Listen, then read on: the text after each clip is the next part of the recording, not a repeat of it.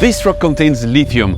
That car can't run without lithium, and Elon Musk, the guy that builds these cars, will struggle to put his hands on enough lithium in this decade. Yet I found an abundant lithium source almost in my backyard. To develop it, I've traveled to 4 continents and met dozens of experts over the past 12 months. Let me take you through the journey step by step and reveal in the last part how I may soon be producing 20,000 tons of lithium per year while solving a major environmental hazard. Thanks a lot for having taken the time to study with my stupid little project. It's not stupid, it's fascinating and it's very exciting. Maybe I'll quit my job and join you. You may be onto something. You may not want to publish this podcast. Those concentrations are absolutely economic. If I wasn't focused on what we're building and I was looking for a project with a standalone company, I would definitely take a look at that for sure. I wish you the very best of luck in printing money. That's a very high quality lithium feed. The concentrations are very good. My favourite is feed 1, but feed 2 equally. As you see, the economics for feed 2 are actually in your favour. So it would be a crazy idea not to proceed with that. Come on, what are you waiting? Jump in the car! History repeats. 1 century ago, the largest car manufacturer in the world had a problem. It could produce cars, it could sell them, but it had no tires to put on them because a rubber supply had not followed the boom in demand. So the richest man in the world, Henry Ford, stepped in and proceeded to build Fordlandia, a city in Brazil that would dedicate to the culture of rubber trees.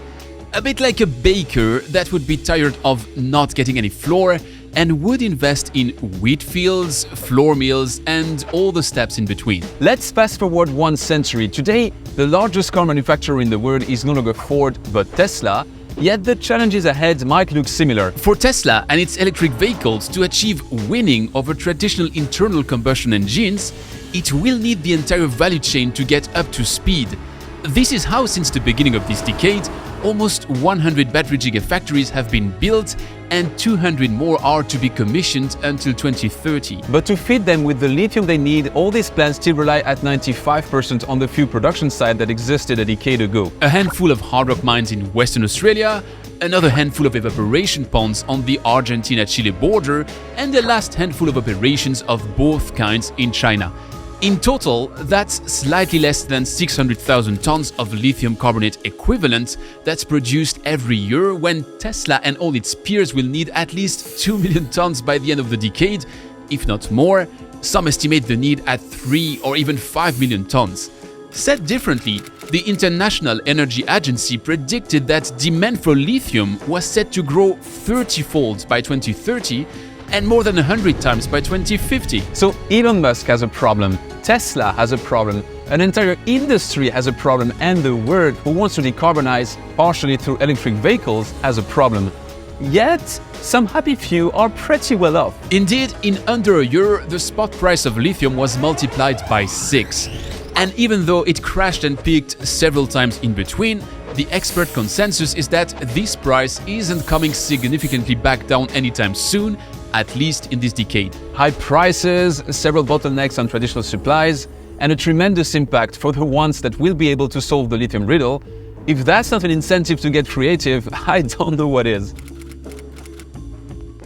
But did you notice that there's always been lithium in this studio right there? Let me grab it.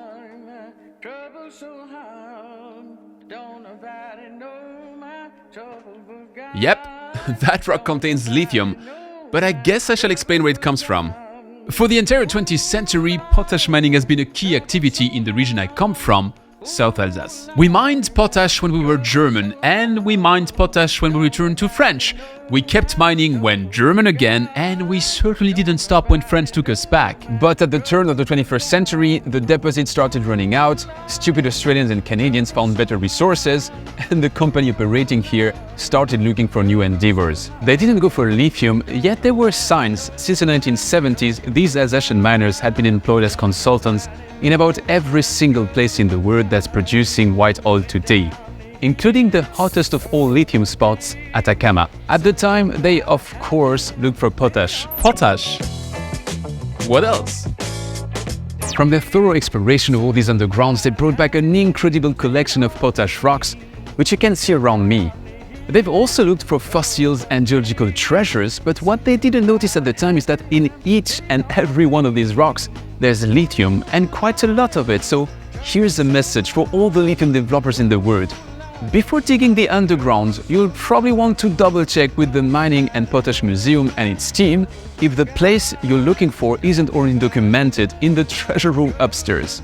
And I won't show it on camera today, you'll have to come and visit yourself. Back in Alsace, a geologist, Laurent Gindre, has been thoroughly testing thousands of rocks in and around the potash deposit. And what he found out is that there's lithium in the first potash layer, in the second potash layer, as well as the intel layer. Is it that surprising? Well, not really. 35 million years ago, the plain of Alsace wasn't visited by the Rhine River, but by the sea.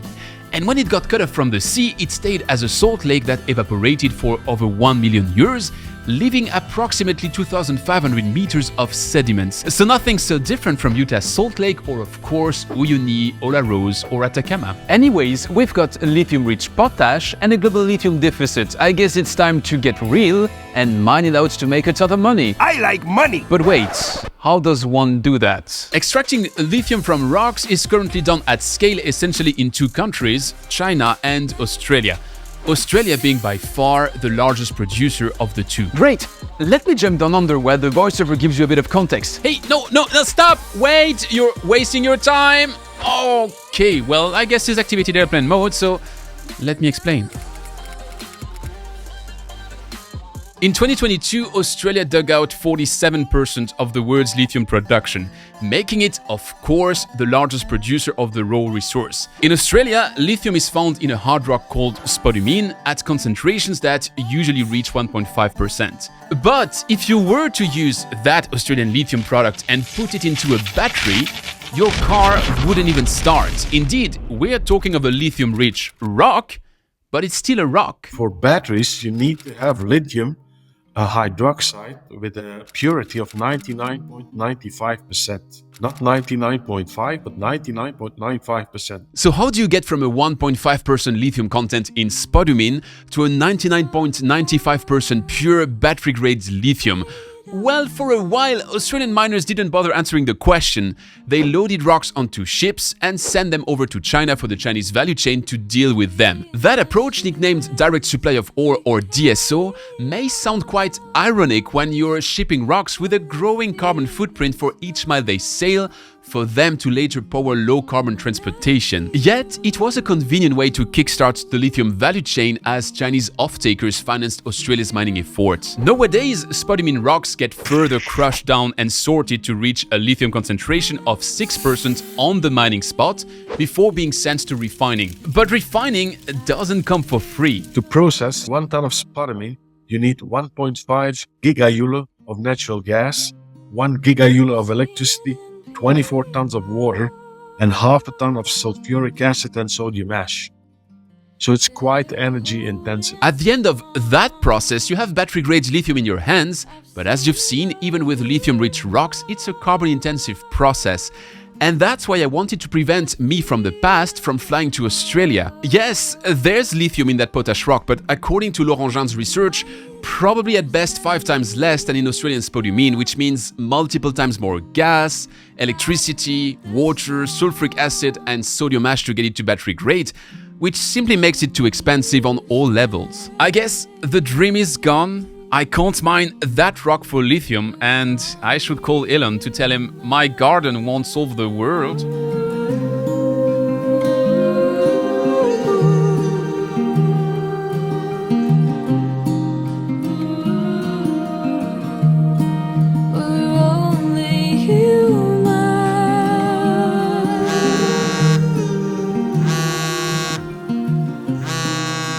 Antoine speaking, yes. How much? Really? That's a game changer! Yes, as we just saw, low concentration rocks like potash aren't the right type for an economical lithium rock mining project. That almost only works with spodumene. But if my deposit geologically resembles Atacama and Olaroz, I should rather try to emulate what they do there, instead of stupidly trying to copy the Australians. So my apologies to Elon can wait. I'm off to Argentina. Wait! Don't leave that fast! Shit, why do I have to be so impulsive?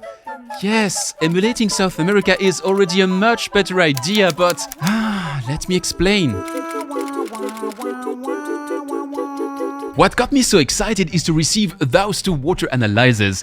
Those are testings of two samples of water taken in the former potash mines, some hundreds of meters under my feet. And they showcase lithium concentrations of respectively 310 and 430 ppm. Where does this lithium come from?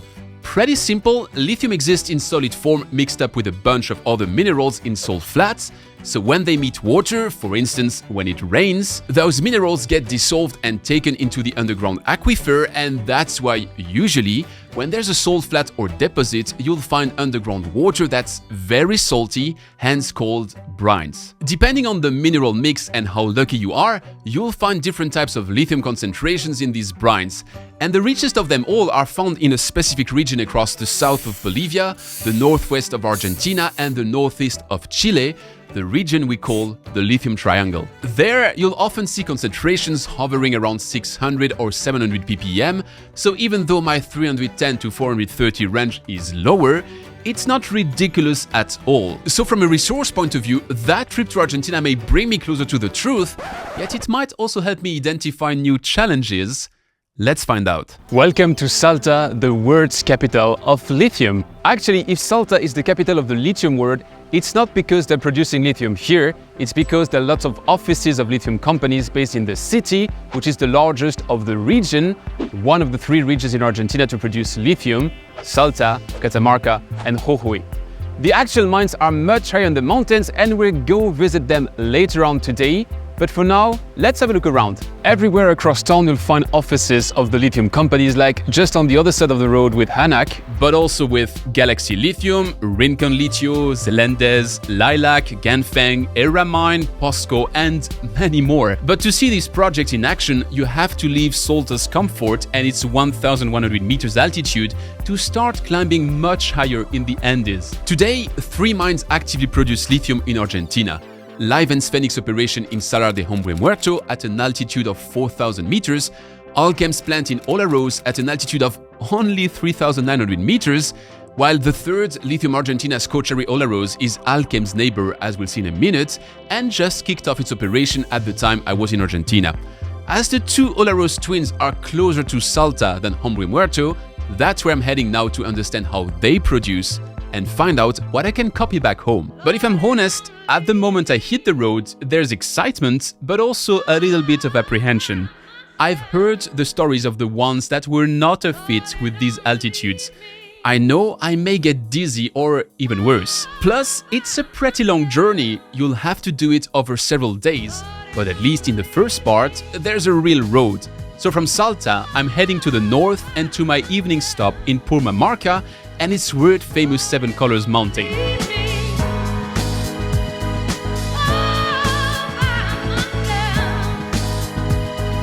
And while I settle for the night, I can't help but notice that if people appreciate the jobs that come with lithium and uranium mining in the region overall, it also triggers some tensions.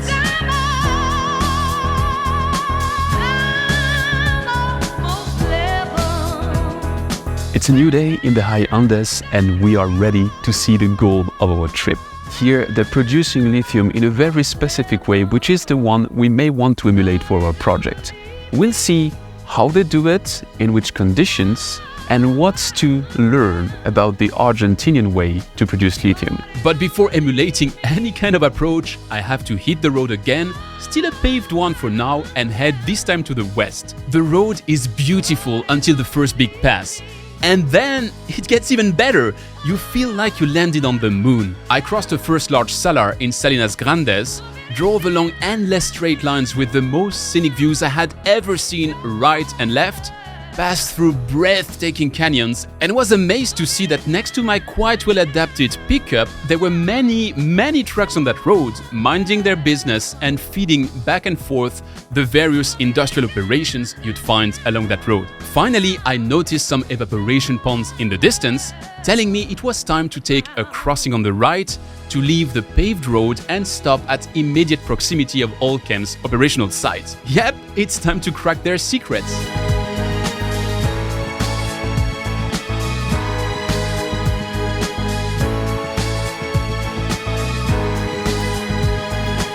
So we are in the Sala of Olaroz, where Argentina produces lithium for a while in the plant just behind me, and will be producing a bit more in a close future because there's another plant which is being built on the other side of the road.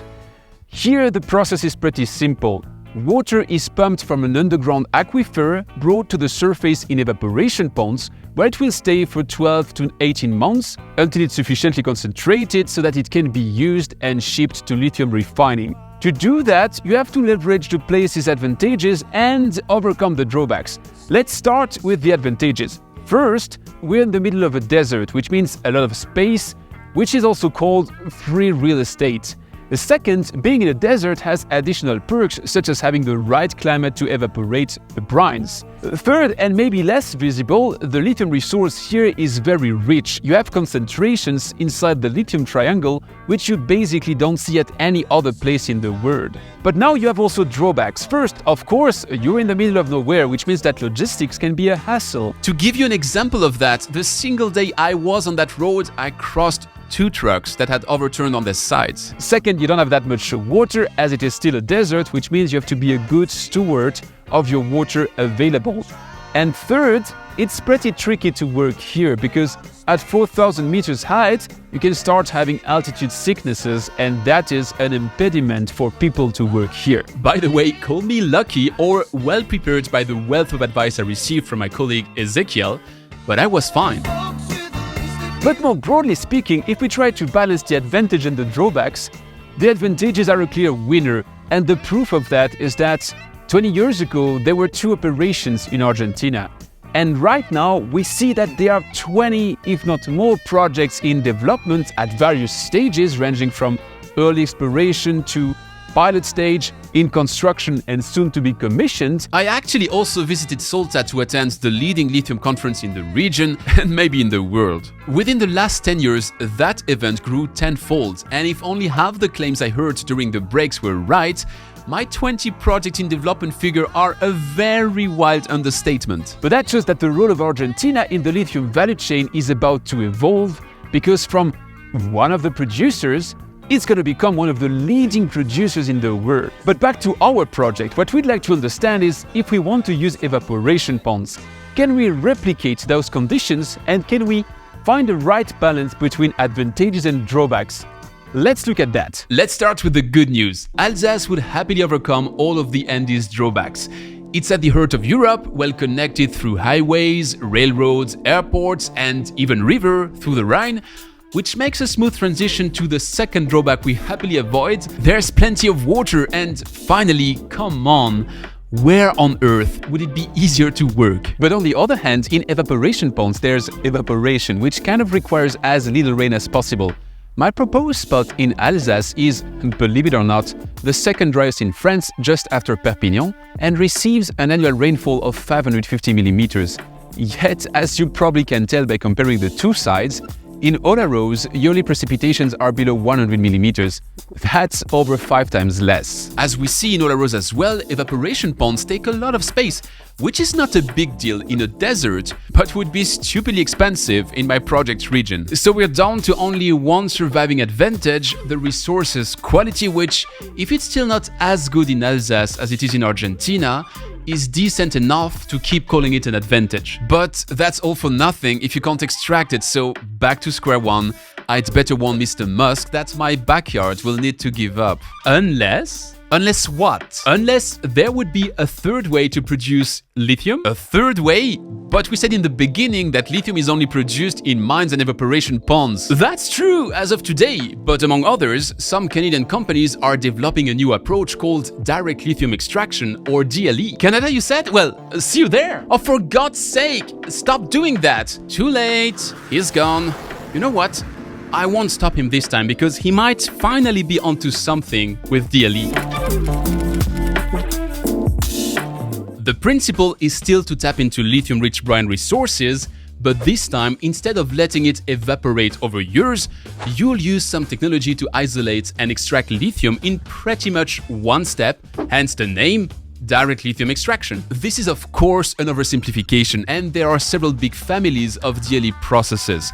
You've got ion exchangers, solvent extraction, adsorption, membrane processes, precipitation, and even electrolysis. But overall, the principle is to go from raw resources to lithium chloride most of the time in minutes and over a few technological steps, as we'll see in a jiffy. As I just alluded to, the reason why that third path to extract lithium is less known than hard rock mining or evaporation ponds is that today it's not deployed at a commercial scale anywhere in the world, with arguably some nuances. I have to respectfully correct you. I think the DLE or the DLS, the absorption has been around for a long time commercially. Livent have been operating their plant in South America, Argentina, 1906. China's actually got 4 absorption plants. The exact same absorbent that we're using in China have been operating for decades.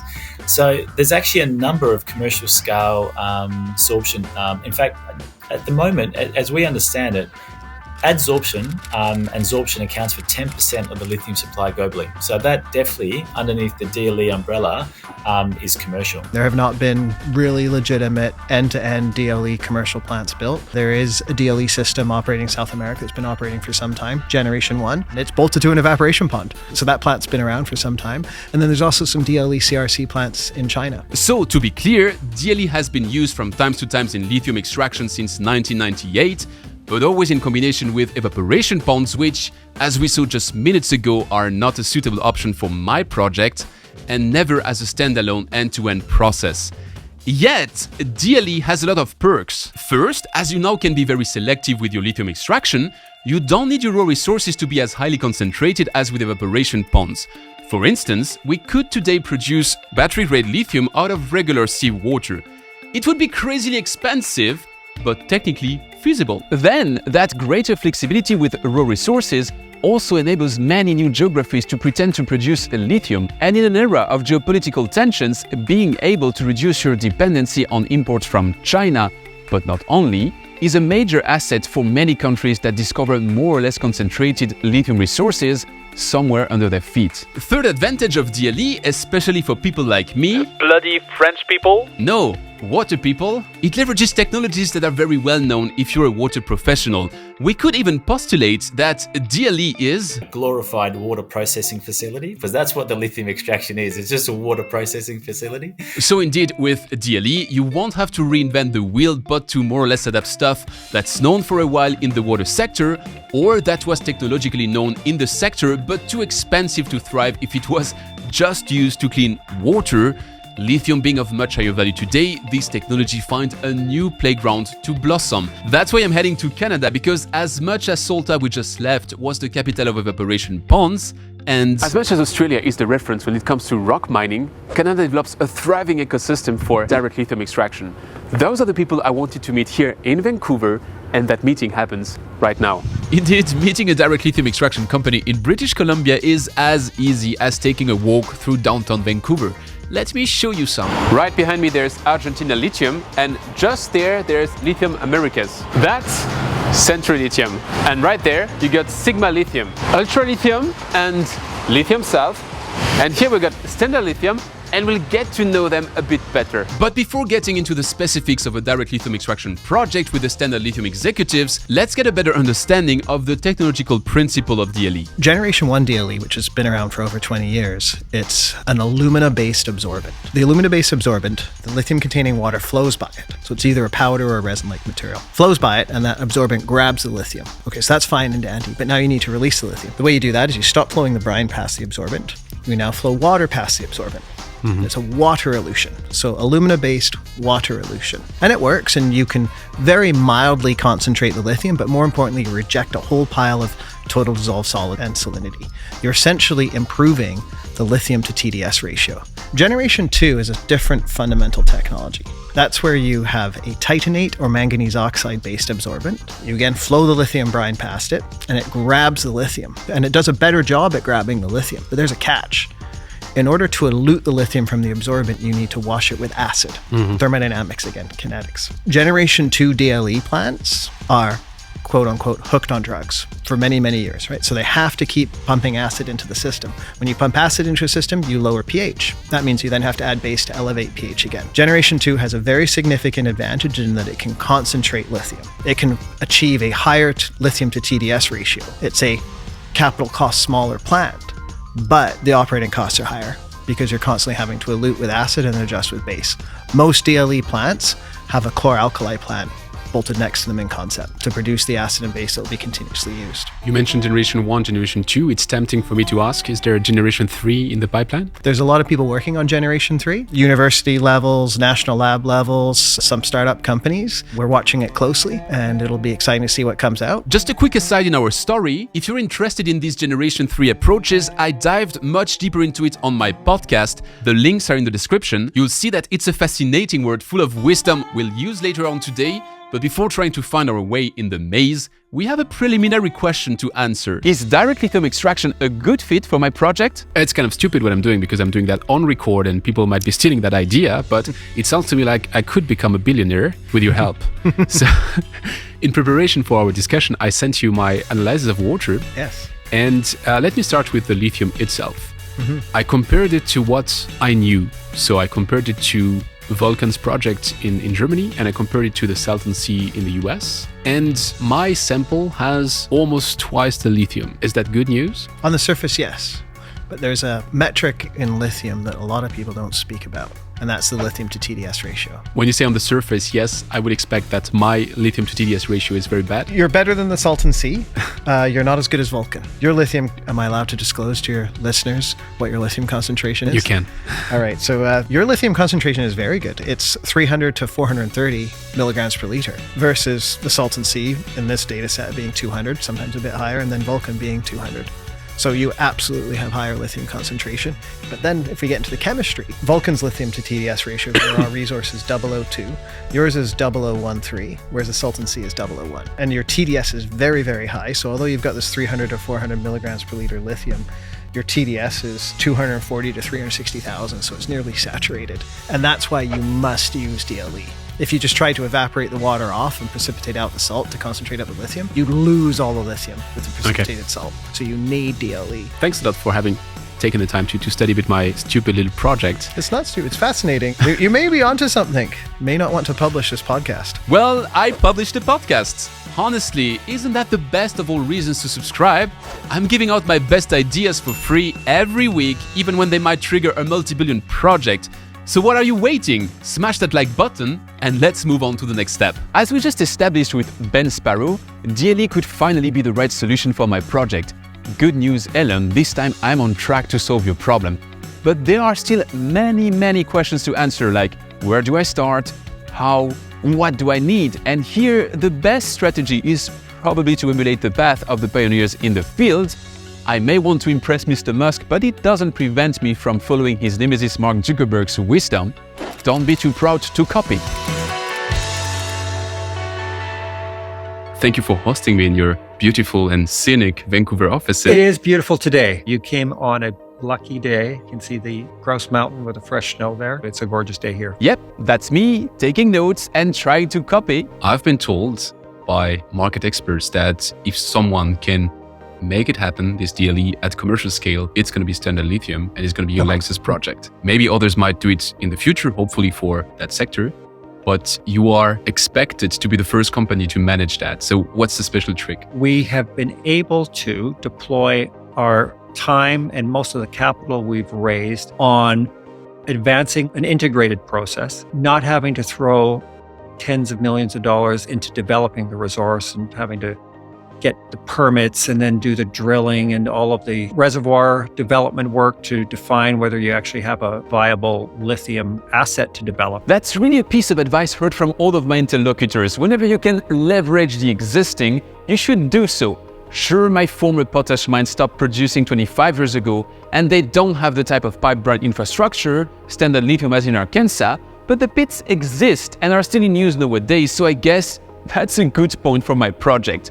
And in a region that's been mining stuff for centuries, jurisdiction should hopefully play in my favor as well. Now, taking stuff out of the ground is one thing, but you will also generate waste brine in the process, which you'll need to manage. Do you know if you have a means to dispose the brine after you've extracted the lithium? You need to find a place to put it, and find a place to put it that it doesn't frustrate or disrupt your lithium resource. You know, you've extracted lithium, you put the brine back underground, you might just be diluting your lithium resource. Because that's critical when you're looking at applying justifying a direct extraction process. Doesn't matter how great the resource is if you don't have the ability to re-inject it. And that is critical, and it gets overlooked on the DLE side, that not every salar has the conditions so that you can pump and re-inject, with either the re-injection not depleting your resource or impacting your fresh water, or spending a lot of time holding hands and explaining to the communities and the permitting regulatory groups on how you're going to do that. That's a specific perk of my former potash mine location. Reinjecting brines might not be needed at all. Indeed, since the 1930s,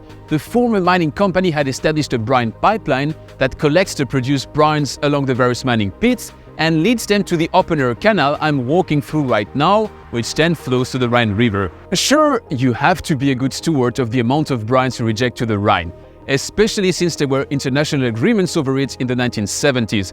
But with the volumes we're discussing for a direct lithium extraction project, we're very, very far from the brine amounts that were once the norm when the mines were operating, or even when they dissolved the huge mine slag heaps. So good news, I'm pretty sure we have that covered as well. Now the next thing we have to look for is water. Water is critical on every project. If you chose a project in an area that's under extreme drought and water stress conditions, you may have chosen the wrong project to look at, regardless of the lithium concentrations or how favorable the mining jurisdiction is, because water is critical. Okay, that part is easy. We're in the Rhine River's aquifer, one of the richest in water in the world, so we've got plenty of water and surely enough.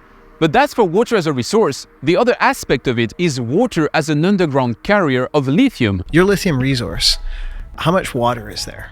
Is it just one underground mine that once you've extracted it, you're said and done, or is that replenished, and does the lithium continuously flow in? Whenever I think about how to envisage a fluid-based resource, I always, given a preference, would want it to be in a porous media formation rather than a fractured media formation. The distribution of the resource, the way it which behaves when you induce a pressure gradient on it, i.e. when you try and pump it or put it back into the formation in a porous media, it's much more predictable. You can understand how it will behave over not just days and years, but decades and centuries potentially. As much as the other part was easy, this one is tricky.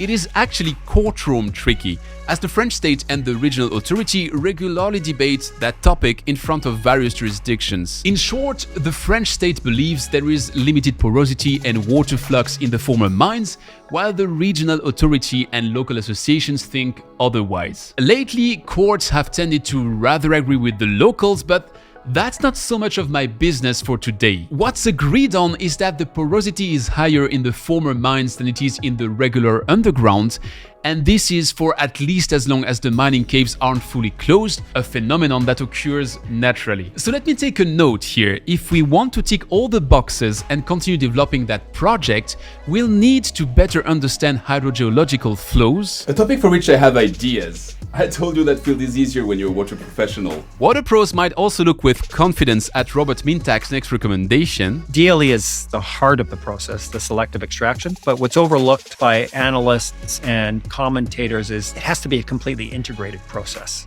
So the selective extraction, you're doing it 24 hours a day. Every minute of every hour of the day, at commercial scale, thousands of gallons per minute need to come into your facility, and it needs to operate in a way that at 2 o'clock in the morning, an operator is going to make sure that the plant is running, and if there is an issue, that it's addressable. So the pre-treatment stage is critically important, the selective extraction stage, the stripping stage, removing novelty from that as best you can, and using industrial processes that you have confidence in. There are certain process components that you can integrate from existing brine operations. The post-extraction stages, where you need to purify your lithium chloride into consistently high purity final product, that's critical. What I'm noting down on my textbook here is remove novelty as best as you can, which is a bit what I implied with my "don't be too proud to copy" quote from Mark Zuckerberg. And when it comes to leveraging as much standard stuff as possible, well, I guess Ben Sparrow established he would be interested in the project, so we may have that covered as well. Now I've briefly touched on a key point with my courtroom story a couple of minutes ago,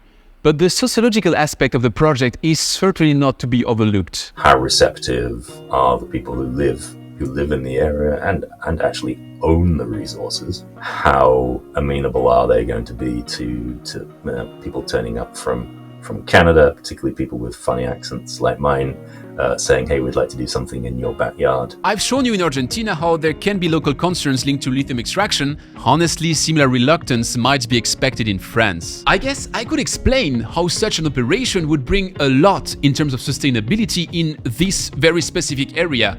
You'd be bringing back jobs where they kind of vanished with the end of mining. You'd secure a lithium resource next to the historic epicenter of Peugeot's production. You'd secure strong synergies with the chemical industry located from Tann to the Rhine River through Mulhouse. All of this while pumping up brines which are a concern to some and potentially cleaning them up while extracting lithium. There is potential for a win-win-win-win. But it's a note to take down from me here and ensure everyone understands it that way if I want to move on with the project.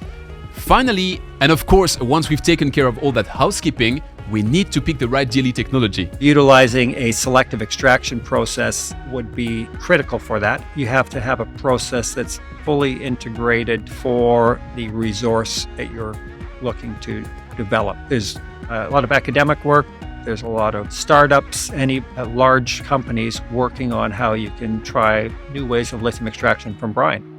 But you can't take someone's pre-packaged extraction process and then try to make it work on your project. You have to take the project parameters, the chemistry, all aspects of it, and work backwards, and then trial different processes. From your experience, where shall I start? The place to start would be to trial some initial, DLE technologies again at the bench scale and start using some available technologies where you can. This is a dangerous milestone. That's the exact spot where we'll find out if all the stars that are so well aligned on a PowerPoint slide will actually turn out well in real life.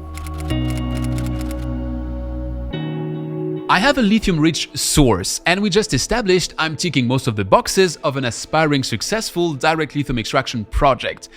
But it now also needs to work technically in real life and for a cost that's more or less market competitive. This milestone has been the graveyard of many dreams, and the most spectacular death at that exact spot actually involves Elon Musk.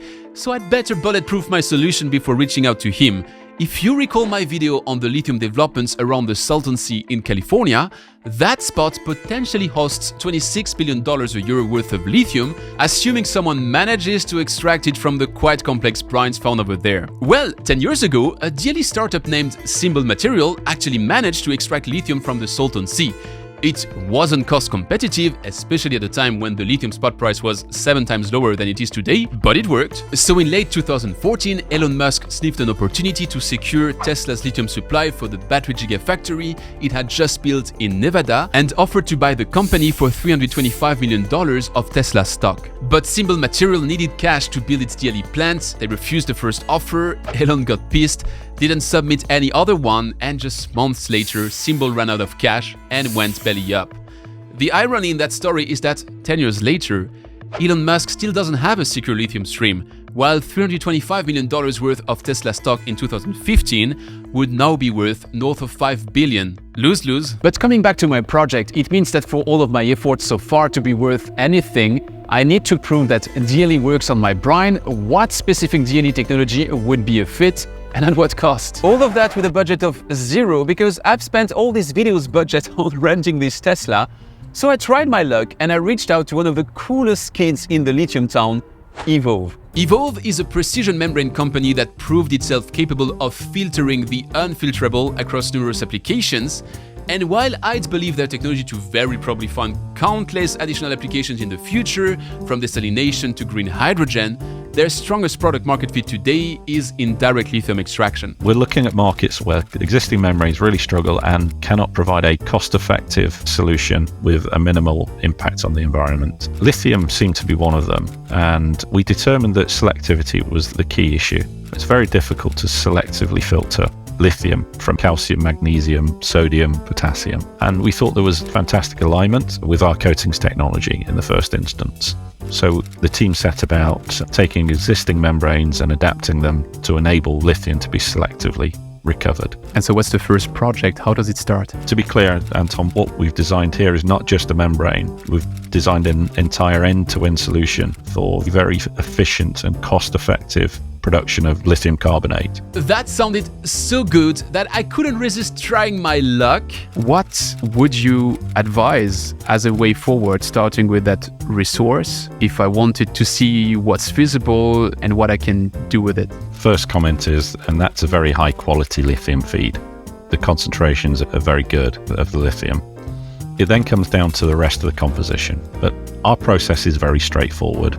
We'll get a copy of the composition, we'll prepare synthetic brines that are exactly the same as that, do some quick lab tests, so we very quickly get to a full techno-economic analysis and feasibility on what we're going to need to do to process this brine to extract the lithium. And then we come back to the customer and say, how does this look? Are we in the right price bracket? Is the footprint available to put this plant down to process it at your target scale? You will never believe it, because I'm actually still pinching myself to verify I'm not dreaming, but that is actually exactly what Evolve did, just because they believed in my project and also because they genuinely are incredible persons. So this video is at the same time not sponsored at all by Evolve and heavily sponsored by them. No money did change hands, yet if some had to, I would have paid them for all they did. Thanks Andrew, Chris and the entire team, and if anyone has a lithium project he'd like them to check out, the least I can do is warmly recommend them. So what did they do? You sent us some compositions of some interesting brines. We have run them through our lab scale validation and come up with some results for you. And we've used those results to form the basis of technical economic analysis for how you may wish to proceed scaling this project up in the future. But before we jump into the results, it's maybe worth briefly explaining what Evolve's direct lithium extraction process looks like. Our solution basically has two stages. We have the separation stage, where we remove around about 95% of the divalent ions, which are the real problems in the downstream processes. So we like to remove those up front with our highly selective enhanced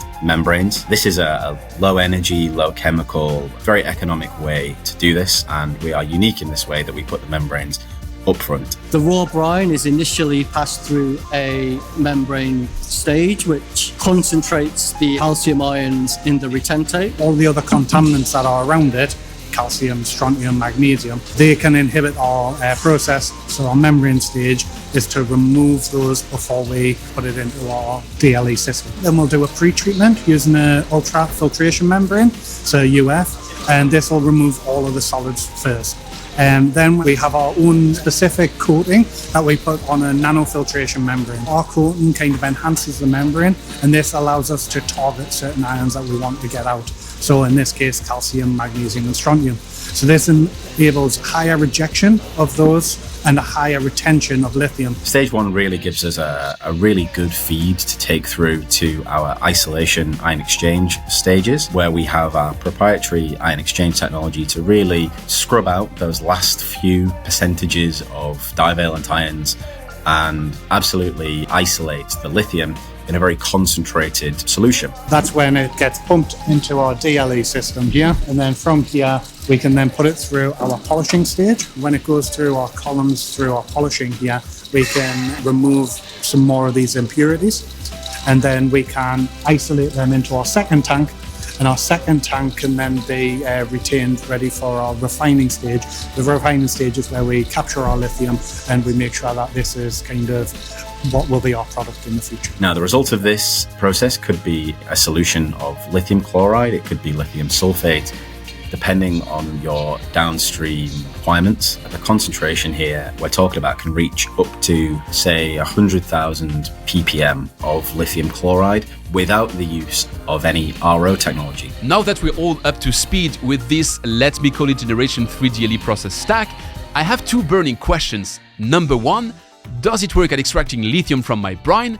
And number two, if it works, at what cost does it work? So you gave us these two brine compositions. We have VAP B2 and VLP B2. I don't quite know what those initials are. I could tell you, but then I'd have to kill you. All right, then, keep your secrets.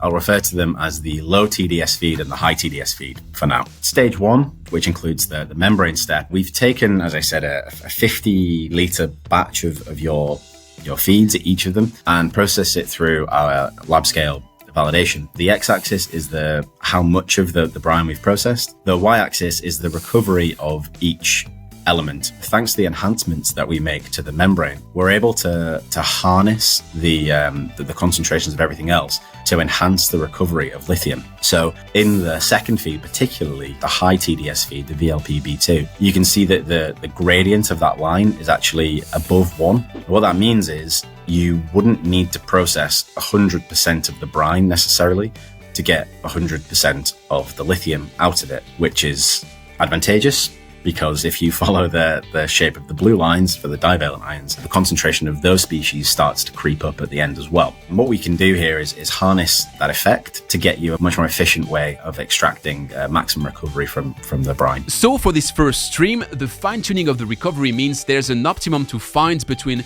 extracting as much lithium as possible from my brine and going too deep into the zone where the steeper blue curve means my extraction efficiency drops. Now, to give you a sense of magnitude as well, and to end, the evaporation pond route we investigated together in Argentina a while ago has a 30 to 50% lithium recovery rate, so the numbers we are discussing here are anyway about twice as high. Then for the second feed, we'll have to slightly adapt the setup. So this feed was actually passed through the membrane bank several times, just to make sure that we absolutely got that out. Your brine has a lot larger TDS, I believe. So I think your membrane stage, so where here we have 3 in series, for yours we would probably have to pass through a few more just to make sure we're rejecting more of those. Obviously, the higher the divalent's in there, so I think you had around 40,000 calcium, something like that. So when we are processing that through here, we need to go through more membranes to get more rejection of those. It could be set up similar like this, but it would just have to be pushed through a little bit more.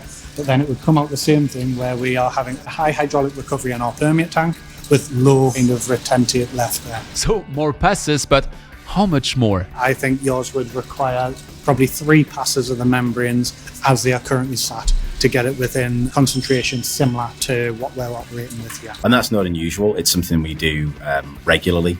It just means that we're able to harness that enhanced recovery for lithium whilst taking advantage of the selectivity for the calcium as well. Good news, nothing to be worried about, but I guess it's time to look for the results and answer our first burning question. Does that DLE process work to extract lithium from my brines? Yep. So some numbers for you. Our isolation stage, the ion exchange stage, as I mentioned earlier, it really removes those last few remaining divalent ions and isolates the lithium and concentrates it at the same time. This creates an ideal feedstock for any kind of crystallizer, evaporator, electrodialysis system you may wish to use. The membrane permeates coming off the membrane are much lower in divalent ions than they were as they went in, but really haven't lost any of the lithium during the membrane stage. Indeed, look at those retention numbers, 96% over the polishing resin and over 99% on the refining stage. Again, in a nutshell, just a process overview. 2 brines, both treated exactly the same. The recoveries I've listed here as well, which are quite compelling, I believe. Lithium remains high, calcium gets gradually removed, as does the sodium. So yes, that process works to extract lithium from both of my brines, which is already awesome news, but pushes us to address the second burning question. Again, the question on everyone's lips is, how much does this cost? Wait, we can't give that out just like that. We need a proper build-up.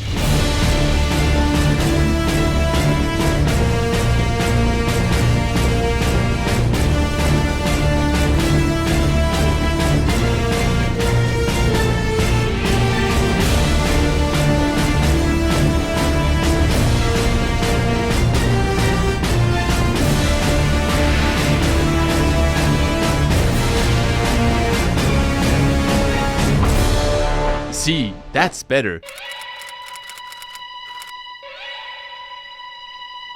With a total process volume of 1200 meters cubed a day, you can expect these kinds of costs. 3,783 pounds per ton for my first feed, 2,861 pounds per ton for the second feed, so about $4,700 per ton for the first feed and $3,600 per ton for the second one.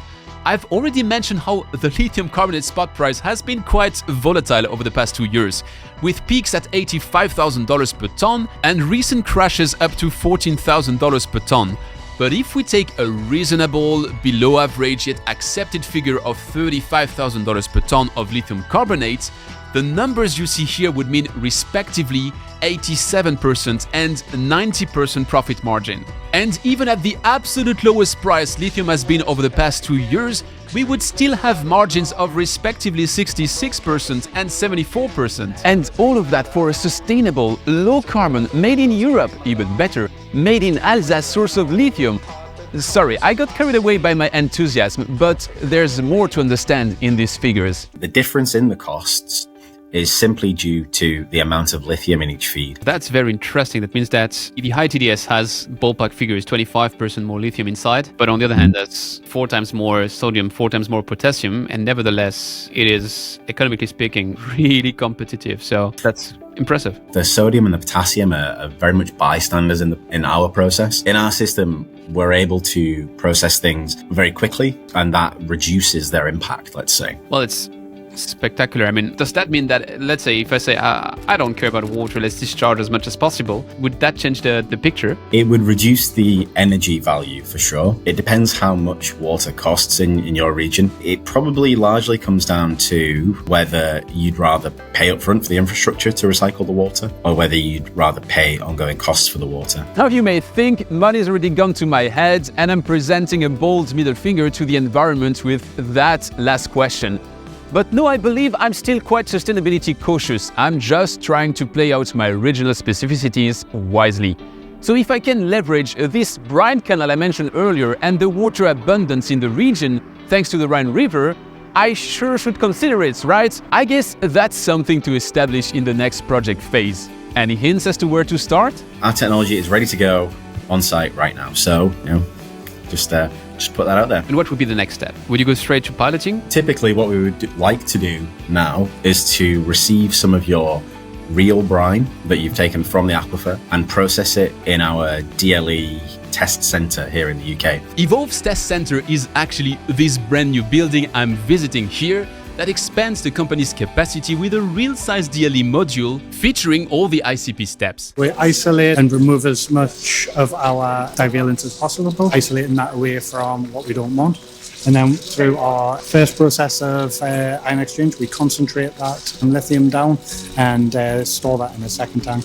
And then in the final stage, we remove any of the remaining and purify that. What would be the flow capacity of what we're seeing just right here? Currently, right now, we're operating at 140 litres per hour. This is kind of an ideal for this stage of it. How long would you have to process it? If we got 3 meters cubed of brine, and it would take us around 2 weeks, the actual hands-on time would be around about a week. And we can process the 3 meters cubed at our center in a matter of hours through the membrane step, and then the ion exchange steps follow that. At the output, we will have a lithium-rich, divalent-deficient effluent. It'll be lithium chloride. Then, equipped with that lithium chloride, I could, for instance, cross the Atlantic and leverage Saltworks Lithium Refining Test Center to bring this directly extracted lithium to battery grades, be it carbonate or hydroxide, and prove to a potential off-taker like, I don't know, Elon Musk, that it's a trustworthy source of battery material. Coming back to your economical evaluation, is there like a sweet spot in terms of scale? Is there a minimum size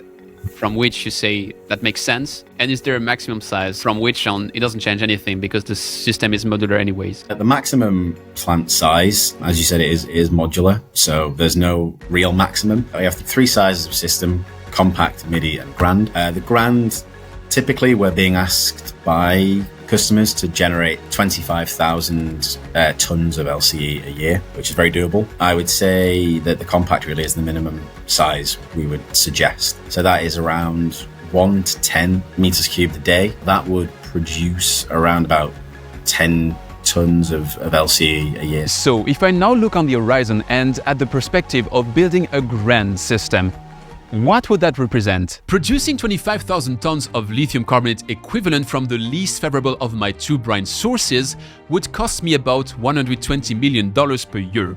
At the average spot price over 2022 and 2023, I could sell that lithium for $875 million, hence generating a yearly profit of about $750 million.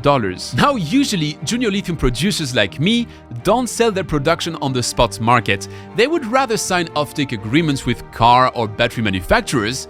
That could be Tesla and Elon Musk. as I'm hinting to since the first frame of this video. But it could also be Peugeot and Stellantis, whose closest factory is just 20 kilometers away from my potential production site. An offtake agreement guarantees me to sell my lithium, so I just have to focus on producing it while my cash flow is secured over a decade.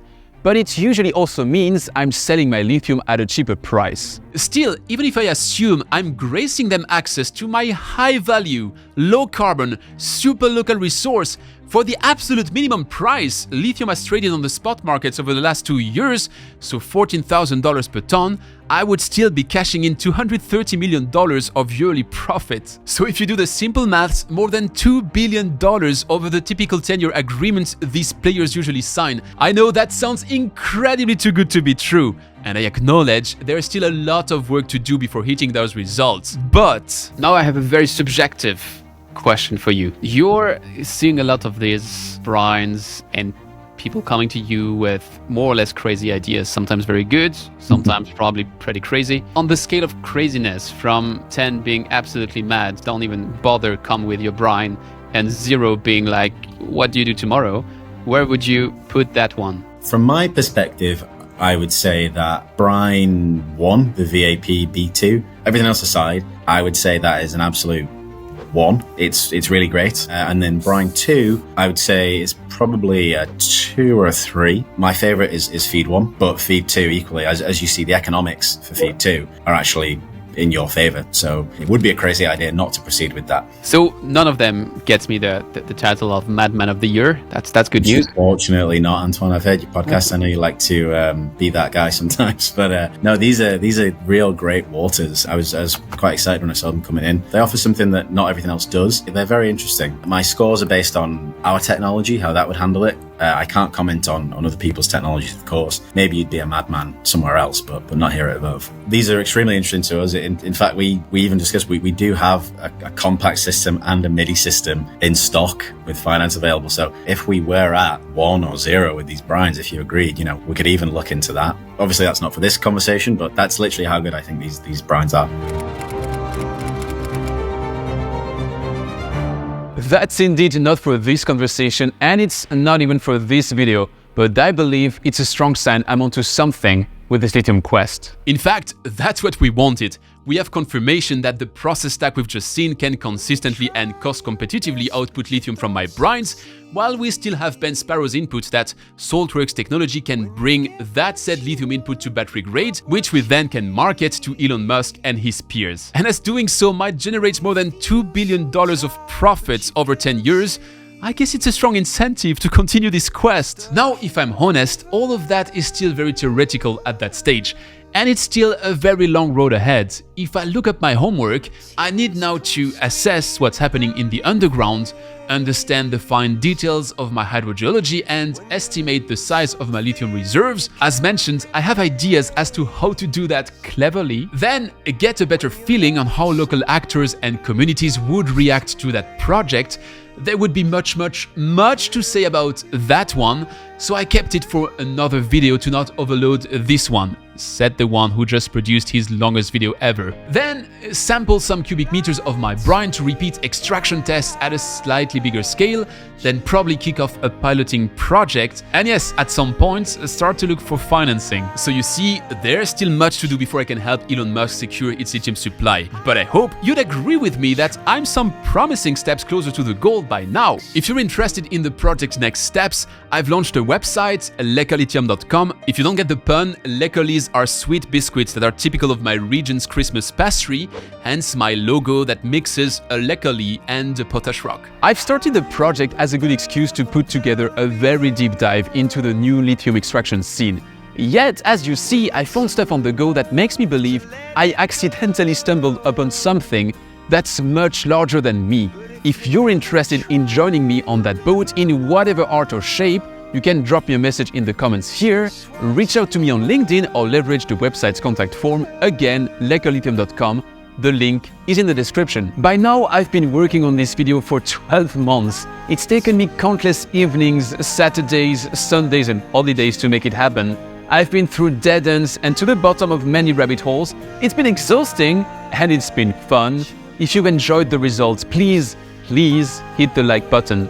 The more this video spreads, the better my chances to make this project come true. I'm not doing it for the money. I could bet you my house I won't make any money out of that story, but I genuinely believe there's a win-win-win-win story to write at a place where for 25 years it's been a lose-lose-lose-lose. If you're interested in the backstory, we can discuss it in the comments. So really, if you want to support me even just a little bit, every like matters. Thanks. Talking of thanks, I'd like to thank all the experts that took some of their time to sit down with me. You'll find the links to the full interviews in the description. Special thanks to Ben Sparrow for igniting the serious side of that story by looking in depth into my numbers. And of course, big thanks to the entire Evolve team for all the testing and support. I hope we can continue on that road together in the next steps. If you liked my outdoor shots in Vancouver, the thanks go to my daughter, Merci Prune, and thanks to my wife who's filming this right now. If you're watching this in the future, or if you're Elon Musk, hi Elon, there's hopefully a sequel to that video exploration just here. And in the meantime, if you'd like to understand how the Salton Sea might be able to produce 600,000 tons of lithium per year, assuming someone cracks the code to its hot soup, it's just here, and I'll see you next time. We'll join forces. We'll be a small partner in your enterprises and explore Northern Alsace as well. I'll take you to the south. Northern is boring. I think this is 2 kilos. If I take it and run away, I run away with 60 pounds. I think that's about right, yeah. I run. Sorry, this camera's...